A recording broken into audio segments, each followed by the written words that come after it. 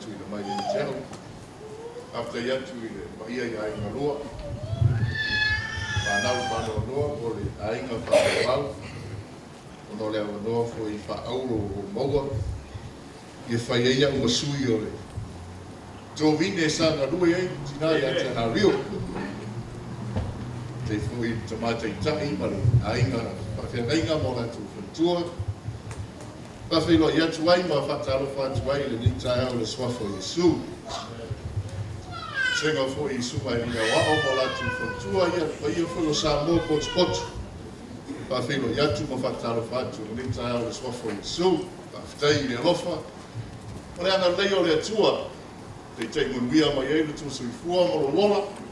Ia mo whai e fui o le tatu whai sauninga whatasi. Ona o le toi sauninga o tinai a Taeario.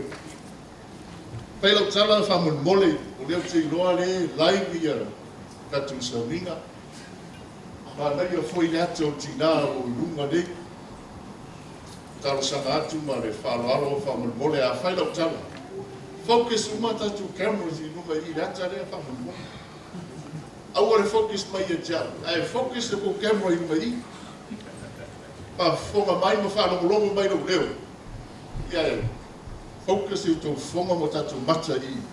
Ono le mafuanga leo leso. Moni o kiriso e ono leso. E wa mafu o le tatu toi poto whape nei. Tono le neto vide. Ia ono le tinare. Amen. Paila molimau ia. Mana tua se tala i si toia ina ma nana whanau tamba i tō lua. Nei le aso na alu e ia li kempa le tamaloa ma lona atali. Pai atu le tamaloa e lona atali i le atao i tati kempa. Pai mai le au mani a le atali i tama whamu mole ben whaina tato o ma granddad o grandpa. Pai ia le tamaia. I'll ring him up and see if he's available. Really toina manoa, and they went camping. They went camping and the dad was setting up the camp. It was nighttime. They finished their baked beans. Umai the mea ai, ulala e ola le afia ko inga ma molonga kari ola bisi ko ma loa e penga for ie, ka penga ia sleeping bags. So solo mai le tamai titi kalangi or ko inga. Well, how the mea le mafofo ko inga. Lai ola ma ia rafia fa baia ko inga i longa I langa grandson. Ma ke mai la pora. O ko inga ava singa. E kaunde ava ko inga I le ranga. Can you guess? There's an old man, long beard, not as long as mine, probably longer than mine. He's got a long beard. Who is he? He would come and get you mafofo. Lima minggu ke kamu ko ina kong yaku fufie ko rafi. Anu. Bola rafi. Granddad, what is it? Who is it? Who's that? Nabaya ko ina. It's the fire. What? If you look at the fire, the smoke is so high, it reaches the sky. Noma fai e kai au ni. Esa ia afi sa e whamawhanga. Esa fo ia afi sa whamawhanga I tina ni. Ta whamawhanga Taeario afi. Esa fo ia afi sa e whamawhanga. A leo tatu poto mai le Taeario nei le afi sa whamawhanga I Taeario. Tatu te whamawai atu I tina ia Taeario. O te mawhawhau fo I le nei tō vine. Mako ke o mai I le ngā ruenga nei. 1997, I think I passed. Ma te o mai wa lewa ma pungo waku Taeario manai o nalo. Pawhitai iau o Taeario o matu ngā ruhui. Tinai a Pālota, Hui, Tirepa, Mongouli. Mo latu walu, ia maalo o latu walu. Tina nei o great-grandmother tina nei. Pawhitai atu le tō singa ma le tō wanga lei a Taeario. E na matu o mai le tausanga le tasi afe iwa se lau iwa fitu. O levanga oki ko vini aku le rongatua. Le masani la no matu taranoa mo e fau mai. E mai le paitaini na se yo mai le tausanga le a kamo e fai fo e le fai mubela. Pea ma le luas fulu tausanga matu masaringa martinaya Taeario. But she has served God for a lot longer than 23 years. Well, levan au auna Taeario I le tua. Ai matu te le o mai matu te ngā lua e fu I le tori. O la ufa malosi I wai au ngā le fa malosi Taeario nei. O le Taeario ngā ia Taeario, pare au ngā mo ka koga. Amen? O le tō vini le tua.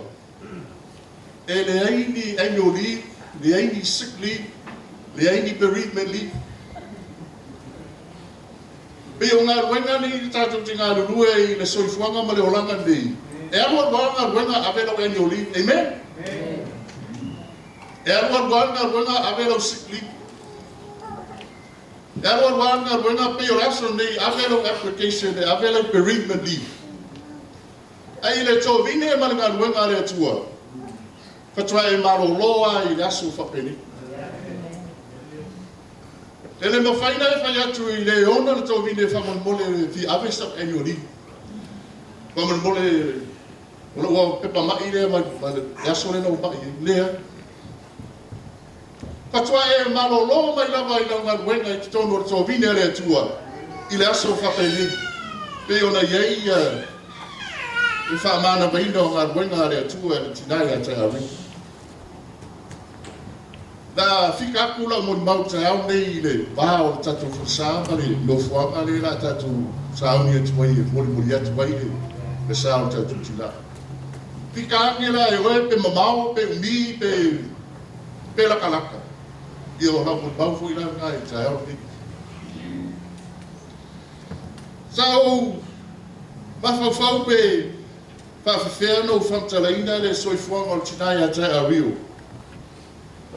Ono manatu lai e whaingofia I pēu whapea. I am manatu I le tū whaletino po le physically, when you think of Taeario, she is only a small lady in stature. O se tina tino lai titi. Ai tangai mai e ata le. Masaro Taeario an tina pito I tino lai titi la me tono batu Ekalesia. She's so tiny. Physically, when you look at Taeario, o se tina le titi. Aore, na lua Taeario te tono le tō vine le tua. E rai kiki ai le tino o sei ngafo, tu lou lava, sei ngafo. E rai kiki ai le tino o sei ngafo le tino o le tina pe ana lue. Punou ai Taeario te tono le tō vine le tua. E rei wha Taeario I se mea. Hallelujah. Amen. She was a very physical lady in spirit. E malo rosi makingo le lei uma ko kele o le Ekalesia po le anga lulu e tono le tō vine. Ao tinale kingo le kikia. Ai mapua ina lue ma rosi Taeario te tono le tō vine ne. Socially, ile ana matau sa fia. O se tina e fia tele mafuta I se o se mea. A o marosi le tina ma whea wai e mafuta mai le ao masa, e mafuta mai I sauninga. I vai taimi e whai ei a ta whaonga le ao masa, po ta alonga le ao masa, e wa ai ai lava le tina I a Taeario. She wants to be there socially, e mingo whatasi ma le Ekalesia po le au whainga ruenga. Tingana saupili, pe makani, pe kimunga se aso e wese ka whaonga le Ekalesia po le au masa I se beach po se paka. E wa ai mai lava lei, a latu le tina I a Taeario. Ka alonga tingana le ka alu. E whai basketball ma volleyball a rau talavou. Ai a latu a Taeario. O lai whai le volleyball ta meti a la fo I e paki mai e Taeario ina. E fia ma futa le tina I le Ekalesia manana whana. She was very social that week. Emotionally, bo, that was her more emotional. Paramona. Ele tele ania na tautala pe tele nia na upi. Ele aso na tala noa mai eisio ko rue ke a kumai na whamalosi le mafutanga mana uia na mawala na noa e whamalosi le mafutanga tina. Masani ai le matu Ekalesia, she's a bit shy, she's not very talkative. As I told my fight, I was so cold.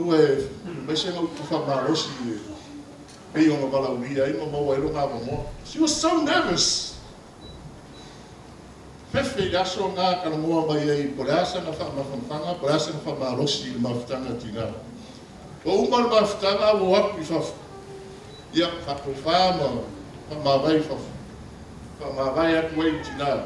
Whamaia, sio korue, whamaia le ngangua lumkua. Oh, thank you, Annie.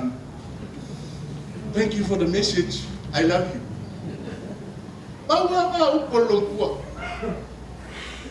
Thank you for the message. I love you. But that was enough to uplift my wife that day.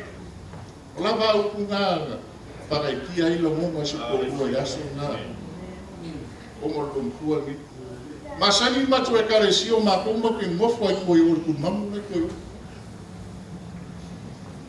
Masani foi lá makumamu ya mako wala ko sabea mareso ya matina nei deisi aso e mafuka ko foi vui ya matina ya Maria ma va fuanga ya makumamu wala mutuma. Pe fia ke na lo ko e ke mi foi ai o la. E fai a kua le lau. E fai a kua kuspe kau.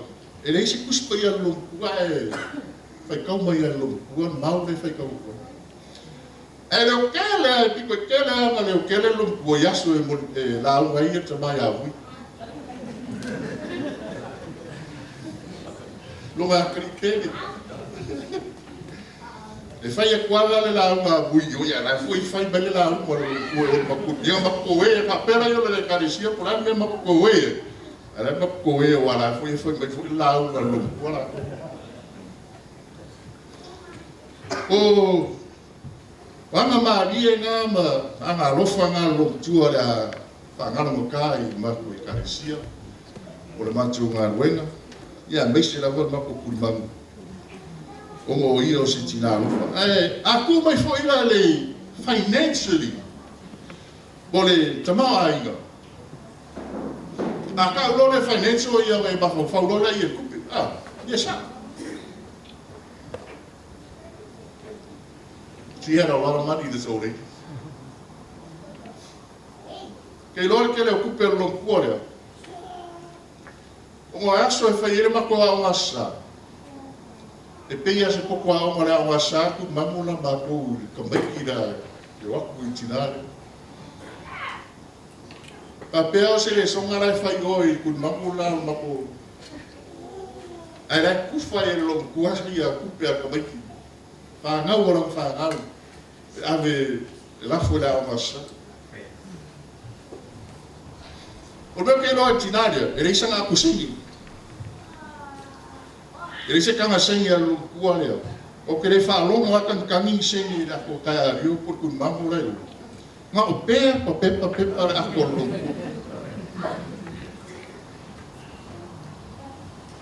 O molimau foi matu Ekalesia. Pai taimia o matu whaia o whaia o ngai I langa wasema. O kangola ia whai ke o kusi vo ia ie. E whai ngofia I ngā aor kau rama. Kusia ia swafo re ka o kamako Ekalesia por le basema ia mo rakula ia sei ia o vai filosofia ala ia e ina eso e vale bueno wow top I ao keus ele uma fala ia ka rama ro kuekom o ma koki vai ana ni ro kamera sa o vai ni ka esine Then finally, I mentioned that I she was a very wealthy lady. She did some money. But she was also wealthy in the knowledge of Marosi, Himainga, Otuanga. Masani no usau tonu vere le matu forsa. Pero pedio que sabe, porém se como ele cai. E era como problema o era com mano de tá caso no de Ekalesia. Ora por aí eu mostro aí canal em Macango, não oi. Uia. Cara que não é foi, o chama isso aqui, né, pô? Era aqui, e é o mar que o falei o seu Macango ala. É feio por uma levada. E o maqui foi que eu marei com o mai. E é foi aí o ya sa pula ele lo foi aí da dia mal com eu falar oi foi só dá para babar para pegar eu não foi a que foi lá que foi sia lo tua e a Maria sia lo tua ou na roupa o que calcula foi que ninguém o leo maua wa mua ngai foi kausanga wa kuina mai e tama na wenga ya teu e kuinga ya mako kanga senge ngai kausanga au ba vai foi na lue fa taulanga tinai tono matu Ekalesia nei se me pa u foi taulanga lontu e mo foi ko fa lo Taeario na lue tono to vinende fa foi na ka fa le oro Taeario tono matu Ekalesia e mana o Taeario the issue for ina makauranga. Yeve ke me fai special offerings on matu Ekalesia, offering a inga lava po makafali.